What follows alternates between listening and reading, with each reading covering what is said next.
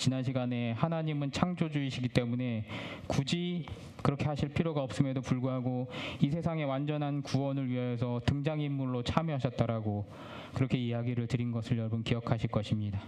무한한 긍휼의 표시로서 예수님의 성육신과 십자가가 나타난 것을 설명드린 것입니다. 그러면서 아리마대 요셉과 백부장을 중심으로 오직 구원은 복음을 통해 주시는 하나님의 능력임을 우리가 나누어 봤습니다. 그리고 다시 한번 성육신과 십자가의 고난의 드라마가 바로 십자가의 역설임을 살펴보면서 마쳤던 것을 기억하실 것입니다. 골고다의 십자가상에서 한 징조가 있었던 걸 여러분 기억하실 겁니다. 낮 12시가 되자 해가 빛을 잃었고요. 오후 3시까지 계속되었다라고 성경에는 기록되어 있습니다. 물론 그 이후에 다시 해가 떴겠지만요. 결국 예수님께서 숨을 거두시는 그 시간까지 성경이 말하는 전체적인 분위기는 어둠으로 끝이 났던 것을 우리는 이렇게 인상 속에 각인되어 있는 것을 기억하게 됩니다. 그리고 오늘은 3일이 지났습니다. 한 주가 시작되는 일요일 새벽으로 자리가 옮겨집니다. 그것이 바로 오늘 본문을 시작하는 안식 후 첫날 새벽입니다. 안식일은요, 유대인의 삶 속에서 떼어놓을 수 없는 아주 중요한 날짜입니다. 그래서 이들은 제자들은 혹시라도 그날 동안의 안식일과 관련된 예수의 죽음에 관련된 애도나 회상이나 혹은 제자들 간의 감정적인 교감이 있을 법도 한데, 사복음서의 저자는요, 마치 의도라도 했던 듯이 안식일에 어떤 일이 일어났는지, 어떤 대화가 나타났는지, 어떤 감정의 변화가 제자들에게 나타났는지 생략을 합니다. 그리고 급하게 오늘 24장 1절에서 안식 후 첫날, 혹은 다른 복음서에서는 안식일이 지나매 안식일이 다 지나고라고 기도하면서 급하게 안식일을 지나가는 것을 보게 됩니다. 왜 그럴까요? 여러분 다 상상하다시피 안식일은 이미 끝난 구제도예요. 성부와 합의하에 이르진 예수 그리스도의 십자가 사건으로 말미암아 성전의 휘장은 둘로 찢어져 나눴고요. 그와 동시에 구시대의 제도와 그 다음에 시대는 종말을 고하였다라는 것을 제자들은 알고 있다라는 것이에요. 그리고 이제 새로운 복음의 시대가 열리는 것을 알리기 위하여서 제자들은 어떻게 합니까? 의도적으로 안식일을 찍고 가는 신용만 하면서 오늘 24절 1절에 안식일이 지나서 첫날 새벽이라고 이야기하는 것입니다. 그 새로운 시대가 바로 예수님 앞에 이 여인들이 나온 그 시간이라는 것, 오늘의 시간이라는 것을 우리는 주목해야 합니다. 이들이 그런데 나온 목적은요, 단순했어요. 전통적으로 시체에 향유를 발라서 냄새를 중화시키기 위한 목적이었어요. 그런데 안식일, 그러니까 금요일 날에 예수님이 달려 돌아가셨기 때문에 급하게 안식일을 준비하느라고 향유를 구할 수 있는 시간이 없었기 때문에 안식일 토요일이 지나고 나서 일요일 날 새벽에, 그러니까 주일 날 새벽에 옥합을 구해가지고 그 예수님의 시체에 향유를 발라서 냄새를 중화시키기 위하여서 찾아온 것입니다. 그런데 이 향품의 가치는 우리가 이전에 향유옥합, 막달라 마리아라고 추정되는 그 여인의 향유옥합 사건에 기록되었다시피 300데나리온의 값어치라는 것을 우리는 알고 있어요. 이 값어치는 노동자 1년의 연봉이고요. 현 가치로 하자면은 3천에서 5천 정도의 가치가 있다라는 것이에요. 이것은 무엇을 뜻하냐면요, 인간이 가지고 있는 수단 중에 어떻게 합니까? 가장 비싼 수단이 향품이라는 것입니다. 하지만 그 비싼 것으로도 무엇을 할 수 있는지 우리는 생각을 해봐야 한다는 것이에요. 아무리 비싼 것이 칠해져 있어도 이미 한 번 나간 생명을 되돌릴 수는 없다라는 것이에요. 근원적으로 부패한 인간의 상황을 향품으로는 3천만 원이 됐건 4천만 원, 5천만 원이 됐건 그 향품으로는 인간의 부패한 상황을 막을 수 없다라는 사실만 명확해질 뿐이라는 것이에요. 물론 이스라엘의 저 옆 동네 애굽에서는요, 완전하게 인간의 이 내부 장기를 다 드러내고 그 속에 향품을 채워놓고 그 다음에 모략으로 버무려서 시체를 영원히 썩지 않게 보관하려고 노력했지만 그것은 어디까지나 인간의 염원의 투사체일 뿐 생명은 돌아오지 않는다라는 사실은 절대로 변함이 없다라는 것을 우리는 알고 있다라는 것이에요. 우리가 이 썩을 한 몸을 위하여서 많은 것들을 치장하면서 살고 있어요. 옷이라든지 화장품이라든지 성형이라든지 자동차라든지 학벌이라든지 보이지 않는 무형의 학벌이라든지 명예라든지 혹은 집, 토지, 대저택, 궁궐, 나아가서 창세기 11장에 있는 바벨탑에 거슬러 올라가기까지 우리는 우리 몸을 위하여서 많은 것을 치장하면서 그렇게 쓰고 있습니다. 그런데 그럼에도 불구하고 그 모든 것들이 썩어지고 부패할 인생을 어떻게 안전하게 막아보고 방어하기 위한 투자는 되지 않는다라는 것을 우리는 다시 한번 생각해야 된다라는 것입니다. 그것이 과연 우리의 영생에 위한 어떤 담보가 될 것이냐라는 근원적인 질문이 성도들 안에, 성도들 삶에 없으면은 안 된다라는 것을 우리는 깨달아 알아야 한다라는 것이에요.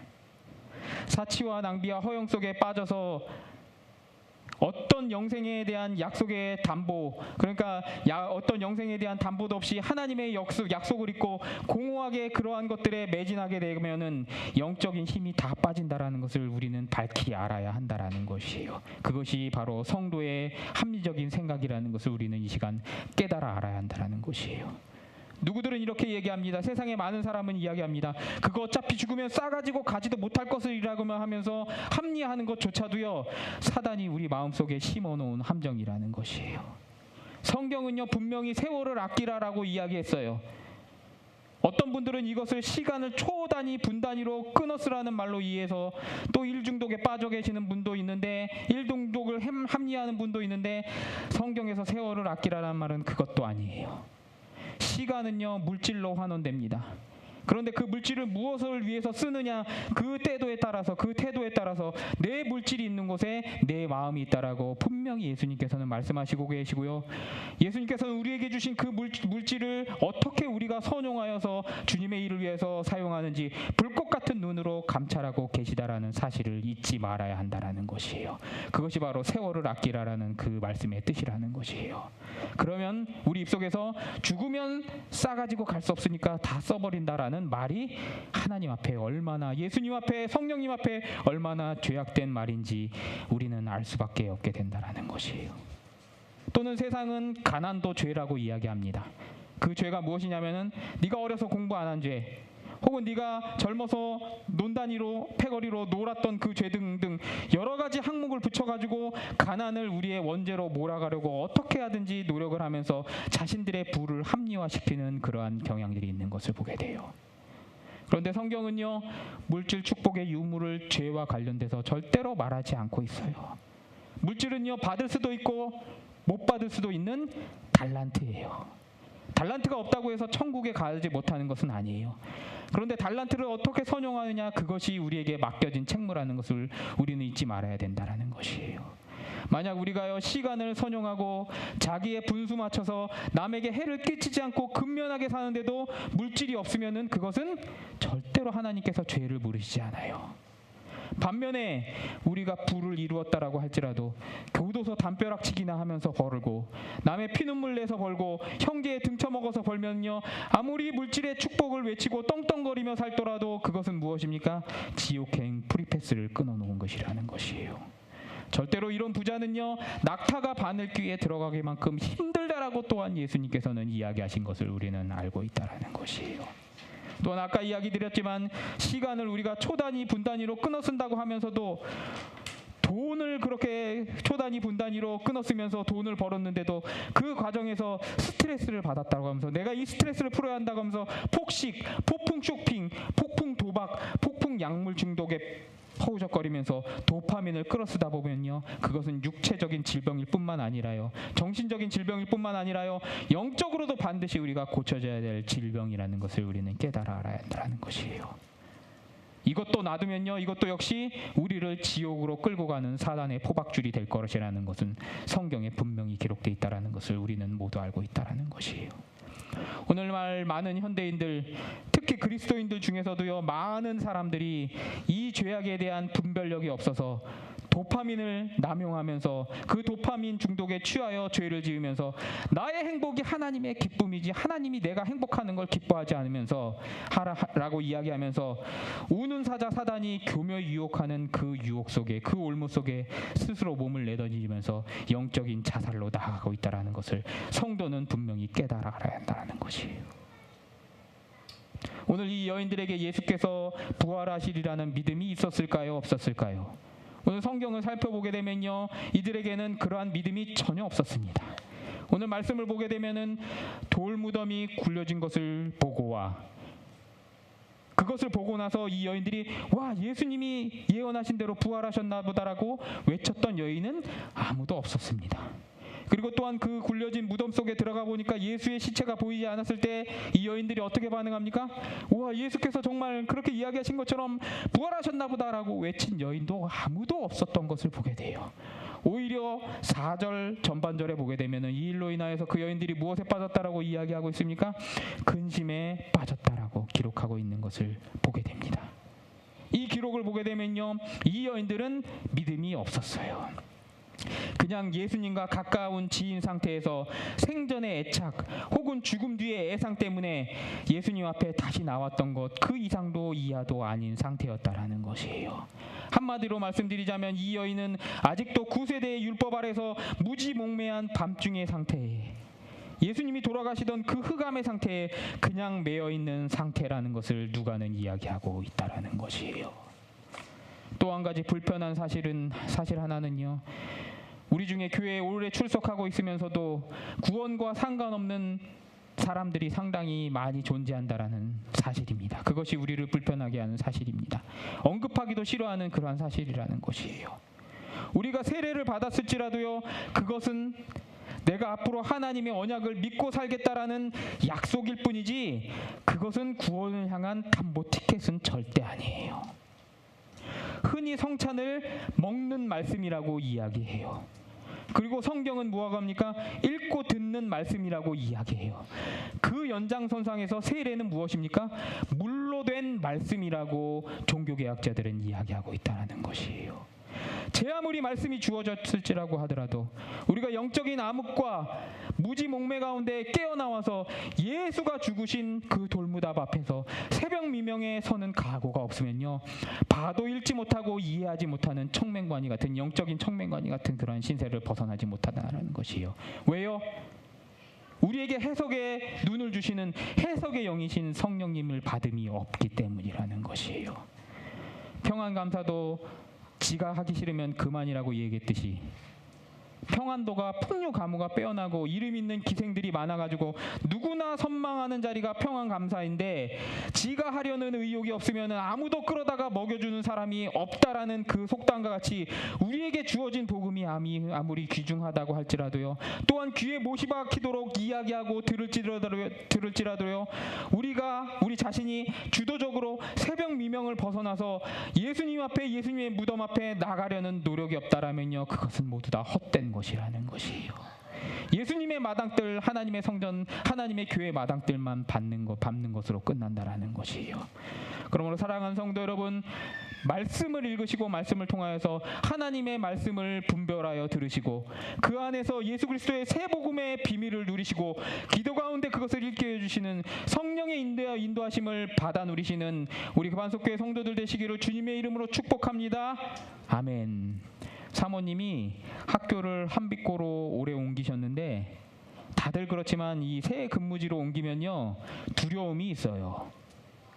2018년도에 운정고를 옮긴 시기가 되었는데요. 기억을 하자 하면 그때 마침 같이 이제 힐스테이트로 이사를 왔습니다. 그리고 집이 당연 다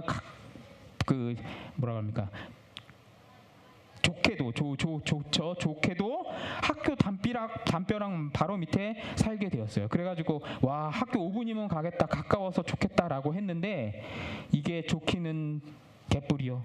겨울방학이 되었는데 학교 첫 출근하기 전까지 사모님이 거실에 앉아있는데 거실에 이쪽 우드 슬랩이 있는데 이쪽 벽에 앉아있으면요, 운정고가 이렇게 보이는 거예요. 그런데 거기 앉아가지고 책을 읽으면서 운정고 담벼락을 이렇게 내다보면서 푸파 하면서 어떻게 합니까? 저기 학교 가가지고 내가 어떻게 견디지? 그러면서 한숨을 들이셨다 내셨다 그러면서 푸파버리고 가슴을 졸이고 있는 것이에요. 그래서 제가 뭐라고 그랬냐면요, 며칠 지켜보다가 그놈의 학교 쪽 보고 그쪽에 앉지 말고 이 반대쪽 이쪽에 안 보이는 쪽에 앉으라고, 왜 거기 앉아가지고 일부러 그거 보면서 푸파거리고 있냐고 그렇게 한 소리 나게 했던 기억을 떠올리게 됩니다. 그런데 이번에 한빛고를 옮기게 됐는데요, 어저께 이야기하는데 학교 애들은 공부도 잘 안 하고 말썽도 부리긴 하는데, 반면 이 한빛고에는 신우회가 너무 잘 돼 있어서, 그리고 그 신우회 가운데 마침 같은 국어과 선생님, 같이 활동하는 선생님이 한소망교회 권사님이시고, 이분이 믿음이 너무 좋으시다는 것이에요. 그래서 가자마자 이분이랑 함께 신앙적으로 동행하게 됐고 도움을 받게 됐고, 마치 너무 오랫동안 근무한 그런 학교 같다라는, 서로 의지가 되어서 너무 좋다라고 어저께 사모님이 기뻐서 이야기를 하시더라고요. 그러면서 이제 그 권사님 이야기를 자세하게 더 이야기하시는데, 이 국어 선생님이 권사님께서 몸이 너무 약하셔가지고 2, 3년에 한 번씩 일하다가 쓰러지시는 그런 분, 일하셔가지고 쓰러져가지고 입원하시는 그런 양반인데도 주중에 교회 봉사, 주말에 그 다음에 봉사 예배 다 참석하고, 또 이제 90 넘으신 어머님이 아프시니까 언제 돌아갈지 모르신다고 병간호하러 여기 일산에서 상주까지 10시간을 왕복을 왔다 갔다 하면서 어떻게 합니까? 어머니를 보러 간다라는 것이에요. 그리고 그걸로 끝나는 게 아니라요. 사모님이 어성경 읽어지네 성경반을 열었더니만, 우리 사모님 있을 때 같이 내가 성경 공부 좀 해야 됐다고 토요일 날 아침에 어머니한테 출발하기 전에 그 성경 공부방 올라와가지고 거기서 또 공부까지 하시고 가신다라는 것이에요. 사모님이 선생님 그러면 쓰러지니까 지금 하지 말고 다음번에 하셔도 됩니다라고 이야기하는데도, 아유 우리 선생님 있을 때, 사모님 있을 때 같이 해야 된다라고 열심을 내어서 하더란다라는 것이에요. 육신의 약함은요, 결국 아무런 문제가 안 돼요. 의지의 문제라는 것이에요. 누구라도 종말을 향해서 치달아가는 암흑을 인식하였다라고 한다면요, 거기서 우더커니 두려워서 떨 것이 아니라요, 새벽 미명에 보이지도 않는 예수 그리스도지만 향품을 들고 찾아나가는 그 믿음의 몸부림을 가지고 살아야 한다라는 것을 이야기하고 있다라는 것이에요. 그리고 우리 주변에는요, 실제로 그런 삶을 살려고 몸부림치는 수많은 성도들이 있음에도 불구하고 거기에서 자극받는 것이 아니라, 되려 누가 명품백 긁고 다니고, 누가 어디 여행 갔고, 누가 못 끌고 다니고, 누가 어디에 집을 샀고, 거기서 도파민을 끌어서는데 혈안이 되어서 하나님 앞에 헌신하지 않으니까 어떻게 됩니까? 우리의 삶이 어둠과 무지몽매에 휩싸여서 율법적인 구세대에 사로잡혀서 우리 영이 죽어가고 있는 것을 우리는 깨닫고 두려워야 한다는 것이에요. 이 여인들이 새벽 미명에 나가자 이 여인들에게 어떤 일이 일어났습니까? 4절을 읽어봅시다. 24장 4절입니다. 누가복음 24장 4절 함께 읽겠습니다. 시작. 이로 인하여 근심할 때 문득 찬란한 옷을 입은 두 사람이 곁에 섰는지라. 아멘. 4절 후반절은 그녀들 앞에 두 사람이 나타나 곁에 섰더라고 이야기하는데, 그들의 입이 어떠라고 합니까? 어둠과 완전히 다 대조되는 찬란한 옷을 입었다라고 이야기하고 있는 것을 보게 됩니다. 어둠과 반대되는 찬란한 옷, 이것은 누구의 손길입니까? 하나님께서 찾는 자에게 내미신 손길이라는 것을 누가는 우리에게 보여주기 위해서 찬란한 옷을 입은 천사 2명을 이야기하고 있는 것이에요. 그리고 그 천사가 5, 6절에 이르기를 뭐라고 얘기합니까? 어찌 살아있는 자를 죽은 자 가운데서 찾느냐? 여기에 계시지 않고 살아나셨느니라. 갈릴리에 계실 때 너희에게 어떻게 말씀하셨는지 기억하라라고 강하게 일러주고 계시다라는 것이에요. 이들은 이 이야기를 처음 들은 것이 아닙니다. 예수님께서 살아상전에 귀에 못이 박히도록 3번에 걸쳐서 이야기하셨고, 그것이 귀딱지에 못이 박히겠으니까 베드로가 뭐라고 합니까? 그런 소리 하지 마시고, 그런 일이 있으면 제가 끝까지 따라가서 10대 저기 뭡니까? 같이 있겠습니다 라고 떵떵거리면서 소리까지 쳤는데, 그 베드로는 어딘지 사로잡혔고, 어둠에 사로잡혔던 무지몽매했던 이 저제자들과 남제자들은 모두 잊고 있는 상황이 지금의 이 상황이라는 것이에요. 8절을 보게 되면요, 이 천사가, 이 두 사람의 찬란한 천사가 이 이야기를 하자 8절에 그들이 예수의 말씀을 기억하고 라고 기록하고 있는 것을 보게 됩니다. 이것은요, 단순히 기억했다라는 뜻이 아니라요, 가슴팍에 갑자기 뭡니까? 팍 하고 불이 들어왔다라는 것이에요. 믿어지지 않던 예수님의 말씀이 불이 팍 내려서 박혀지는 그러한 역사가 이들 안에 일어났다라는 것이에요.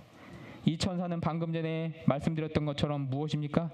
하나님이 보내주신 은혜 아니고서는 설명이 불가능하다라는 것이에요. 우리 안에 잊혀졌던 말씀을 해석해 주시고요. 우리의 기억을 소환시켜 주셔서 예수의 말씀을 기억하게 해주시는 하나님의 은사가 바로 이 두 천사를 통하여서 구현되고 있다는 것을 깨달아야 한다는 것이에요. 사랑하는 성도 여러분, 이것은 다른 사람들의 이야기가 아닙니다. 우리도 매일 이 은사를 구해야 합니다. 말씀이 우리 앞에 있는데도 불구하고 눈이 어두워서 해석하지 못하고 먹여줘도 맛을 못 느끼고 미맹 같은 우리 인생을 불쌍히 여겨주시옵소서 주여라고 우리가 손 내밀어서 기도해야 될 이유라는 것이에요. 9절부터 12절을 읽고 마치겠습니다. 9절부터 12절입니다. 누가복음 24장 9절부터 12절 함께 읽겠습니다. 시작. 무덤에서 돌아가 이 모든 것을 열한 사도와 다른 모든 이에게 알리니 이 여자들은 막달라 마리아와 요한나와 야고보의 모친 마리아라. 또 그들이 함께 다른 여자들도 이것을 사도에게 알리니라. 사도들은 그들의 말이 허탄한 듯 들려 믿지 아니하나 베드로는 일어나 무덤에 달려가서 구부려 들여다보니 세마포만 보이는지라. 그 된 일을 놀랍게 여기며 집으로 돌아가니라. 아멘. 9절에 이 모든 것을 열한 사도와 다른 모든 이에게 알리니 전파했어요. 10절에 이것을 사도에게 알리니 또 전파했습니다. 그런데 이들의 반응은 어떻습니까? 사도들과 모든 사람들의 반응은 어떠합니까? 11절에 허탄한 듯 들려 믿지 아니하나. 12절 뭐라고 합니까? 베드로는 일어나 무덤에 달려가 그 된 일을 놀랍게 여기며 집으로 돌아가니라 라고 기록되어 있습니다. 남제자들, 이 모자란 이들은요 하나같이 아무도 빼놓지 않고 다 의심하였습니다. 그러면 12절 보니까 베드로는 그래도 거기 달려가가지고 세마포 확인한 거 보니까 믿은 거 아닌가요? 라고 물어보실 수 있는데 보세요. 세마포만 보이는지라 놀랍게 여기고 그 결과 마지막 결과는 무엇입니까? 집으로 돌아갔다라는 것이에요. 끝! 꽝꽝! 난 못 믿겠어! 라고 집으로 돌아갔어요. 여러분, 베드로의 집은 어디입니까? 갈릴리 가버나움이에요.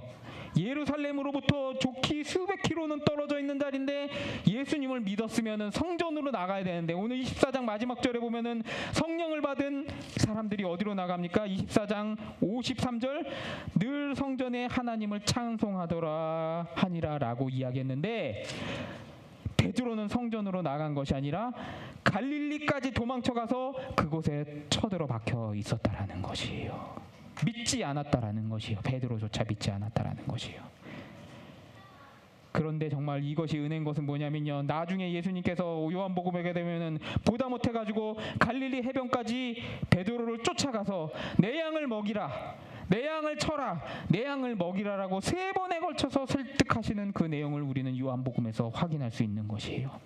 쫓아가신 그것 자체가요. 그리고 거기서 멱살을 끌어잡아서 캐리해 주신 것 자체가 무엇입니까? 하나님의 은사요, 하나님의 은혜라고 누가복음과 요한과 사도들은 이야기를 하고 있다라는 것이에요.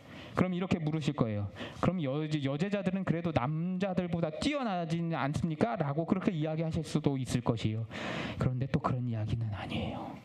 여제자들도요 무임승차로 예수님이 태워주시는 버스 타는 것은 똑같아요.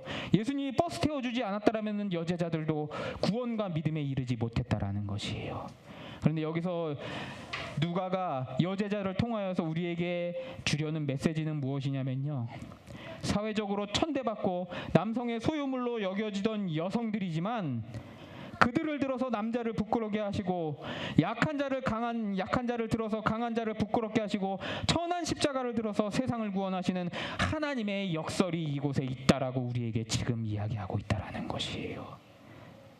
사랑하는 성도 여러분, 우리의 삶이 지금 이 여자 제자들과 혹은 사회적으로 약하고 그리고 물품 없는 그러한 상황일지라도 천대받는 그런 상황일지라도 우리를 들어서 부끄럽게 세상을 부끄럽게 하시려는 하나님 그 능력을 믿고 계시는 우리 성도들 되시기를 주님의 이름으로 축원합니다. 그것이 하나님의 역설인 것을 믿고 깨달을 때 분명히 하나님께서는 우리를 통하여서 어떻게 합니까? 이 세상과 우리의 가정을 변화시킬 것을 믿으시는 우리 성도들 되시기를 주님의 이름으로 축복합니다. 아멘. 사랑하는 성도 여러분, 어둠의 자리를 이제 이 말씀을 통하여 인식하셨으면요, 벗어나서 미명 쪽을 향하여서 손을 뻗으시기를 축복합니다.